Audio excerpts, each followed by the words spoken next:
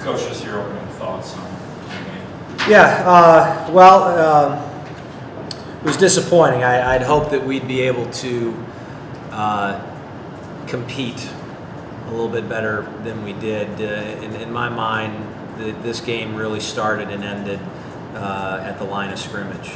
We were not able to effectively control the line of scrimmage on either side of the ball, and that's, you know, when you look at giving up 294 yards in rushing on the defensive side of the ball, when you're really focused on stopping that rushing attack. We knew they were good. We knew that was the strength of their team, but we were not able to, you know, effectively control that with any degree of consistency. And on the offensive side of the ball, you know, we were very, very poor at controlling the line of scrimmage.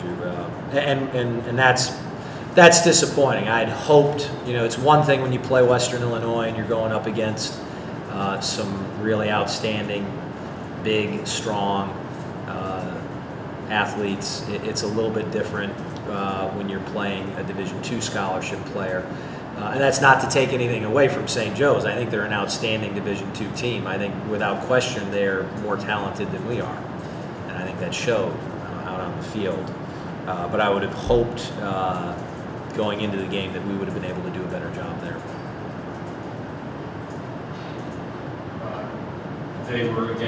They seem to be finding the holes at ease, especially when, you know, once they started getting drives together in the second quarter. They were, right. I mean, 6-7 yards every time they touched the ball. Yep. Yeah, I think their no-huddle offense, I think, taxed our guys a little bit. We're not deep enough that we're shuttling in the amount of players that we potentially could. And while I thought there were a lot of bright spots on our defense, they certainly played better than they did a week ago, and we tackled a little bit better than we did a week ago, and we made a lot more plays in the secondary than we did a week ago. That was disappointing. Again, it was the area we knew we had to stop the run. We knew we had to focus on that, and we were inconsistent. In the passing game, obviously Tanner had a fantastic game. Is it a product of not having enough Tanners on the field right now? No, not necessarily. I think we've got some talented wide receivers. I think we've got, I think the strength of our offense right now lies in our skilled players on offense. I think, running back and that wide receiver, we've got a number of guys that deserve to get the ball in their hands. And Tanner certainly is an outstanding player, and while we want to get the ball into Tanner's hands, really the game, a lot of it was predicated because they were giving us single coverage on Tanner, and unfortunately, I just mentioned in the radio interview, I mean, we're working hard at developing an offense that features running the football, a balanced attack. We're not going to be a 3 yards in a cloud of dust team, but we're working hard at being balanced, at having a formidable running attack, and not being a one-dimensional team. And unfortunately, we wound up being one-dimensional more than we wanted to in this game.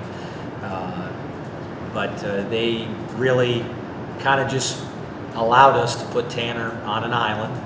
And anytime that a team's going to do that, and we've got a player as talented as Tanner is, we're going to get him the football as often as we can. He had, 14 catches today, and we had some better throws from our quarterbacks. He probably could have had about 20. Coach, how big of an impact did Jake's absence have on you? Well, I don't think it would have changed the outcome of the game. Jake's a great player. I think we missed his leadership out there at times. But that's life in college football. Everybody has got somebody down. Everybody's got guys banged up, and it starts in camp and it continues through the season. And while Jake is a very good player, and while we missed him at times out there, guys Hall and Grayson, did a great job shouldering the load, and they're very talented in their own right. Grayson, when do you expect him to be back? I would expect him to be practicing by the end of this coming week. Grayson, you had such a strong spring performance. It's nice to be able to get out there in the field and earn some of those yards against the competition. Yeah, it's nice to go out and be able to do it in an actual game. It's really a better feeling to know you're actually doing it to help your team try and win a game. Unfortunately, schematic X's and O's wise, they just kind of, we thought we matched up well with them, but they were just a little more talented and wanted more than us out there today, and it definitely showed. As Coach mentioned, running the ball, we weren't very successful today as we wanted to be, and we turned out being a lot more one-dimensional, unfortunately. I know you've been battling an illness a little bit. Just how are you feeling before the game? Before the game, I actually felt really well. I did get sick earlier in the week, but I was able to come back practice Thursday and Friday, and I felt pretty good out there today. You seem to pick up steam in the second half a little bit there. Ran pretty well on that one drive. Yeah, well, we made some good adjustments at halftime. We were able to pick up a lot of blitzes that they ran, and we were able to get some really good blocks out of the line. They opened up some really good holes, and thankfully we were able to get down there and score on that drive. Unfortunately, we just couldn't do it any other drive. Tanner, as one of the senior leaders on this team, what's the message that you give to the guys throughout tonight, the rest of the week here as you get ready for you got a bye week, but what do you say to the guys who've been through this before? It's hard because we hear Coach talk after the game, and it's the same message. We've heard for 3 years now. We fought. They out executed us. They were better than us that game. It's frustrating because during the week and when we prepare, we know our scheme, our talent, we know what we can do and that we can outperform someone. But then it's frustrating when you go out there and none of that happens. I think the message I send is that's our second game. We have a long season. The conference hasn't even started. We're just getting going. I mean, it's a new coaching staff. Everyone's still getting used to, the playbook and the way we run plays and the way we do things. I just think we have a long way to go, but we also have a lot of time to get things going, especially with this bye week coming up. We have a lot of time to prepare and get back to the basics. Coach, how do you treat the bye week? I told the guys at the end of the game, it's we're going back to camp. It's really what it is, and we're looking, for guys, whether it's freshmen all the way through fifth-year seniors. We want to play the best players, and I think we can do a better job of finding guys. We got a lot of young, talented players that are just getting used to things, and anytime you have, I've been involved in enough staff changes, and when you have a sophisticated style of offense and defense, which we have, it's going to take time. I think it's necessary to have that. I mean, we've got smart football players here at Valpo. That's one of our advantages. We can play smarter football, and so we can execute more complicated schemes. But there's that initial getting guys comfortable, getting them really believing in themselves and feeling confident in those schemes, and we're not at that point yet. We can certainly, I don't think that our level of execution is poor at this time, particularly considering it is a new offense and a new defense and new special teams. I think that's actually ahead of my expectations in terms of how our players have picked that up. But we still got a long way to go. I tell people ideally it's a 2-year process for guys to, it's getting a spring, a full season, and another spring for people truly to feel comfortable about the style of offense and the style of defense that we have. But we're getting there, and so we're going to take this week, and it's going back to camp. It's the fundamentals. It's blocking. It's tackling. It's doing all the little things right. It's less about who we're going to play in 2 weeks and more about finding the 11 best guys on offense and defense and special teams.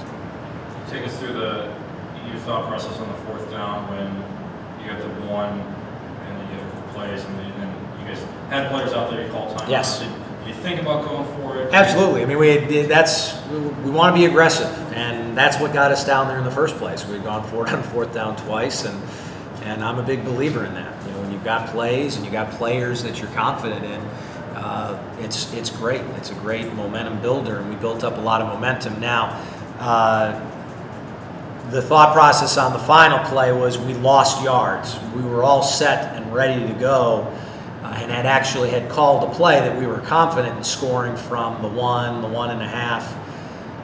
But by the time they had spot the ball and they had it set up there, we had sent in the play, I believe, and from up top, Coach Mirren said, "Hey, we're really on the 3 here," and that I called timeout. Wasn't even sure at that point that we were going to kick it, but just wanted to think about it more from the 3, and we felt like it was at that point in the game best to take the points on the board and go from there.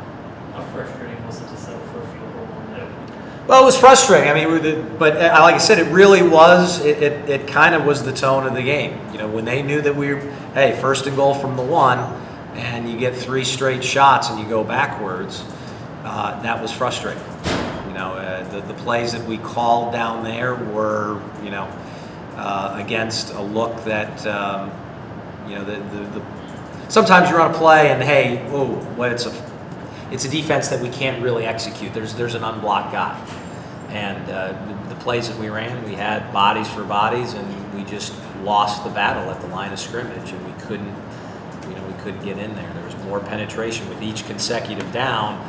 The penetration was worse. And so when you looked at it, we had a 1st down and we almost got in. I thought we actually were in. And then 2nd down, they were in the backfield more. And then 3rd down, they were in there even more. So we'll take a look at the film tomorrow. But it definitely was frustrating, but it really set the tone for the rest of the game.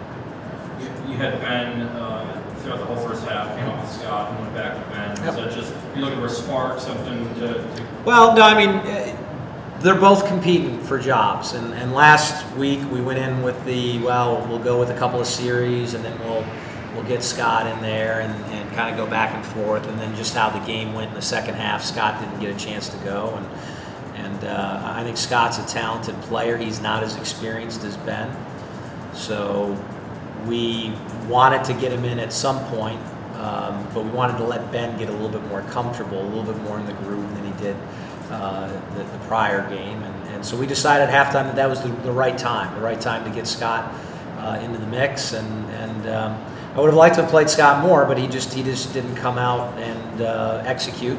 And Ben was, well, I wouldn't say Ben was playing well. He wasn't playing poorly. We needed at that time it was really more of the spark to put Ben back in the second half, as opposed to trying to spark the team by putting Scott in to start the second or third quarter. What impressed you the most about San Joe? Well, again, I get back to it's up front, their offensive and their defensive line. We knew their talent in the skill positions, the running backs, the 1 wide receiver, their linebacking core, but the way that they handled us up front, I give credit to their offensive and defensive line. Certainly their linebackers were making a lot of plays, which I knew they were good players. I mean, it's a good football team. I mean, they've got a lot of experienced football players back, and we've gone up against, I think, just looking from an offensive standpoint, of 22 starters, 11 for Western Illinois and 11 for St. Joe's defense. I think we've gone against like 18 returning starters out of the 22 positions. So we played 2 very talented defenses. But if there was one area that I was most surprised, again, it was just their defensive line versus our offensive line, and vice versa.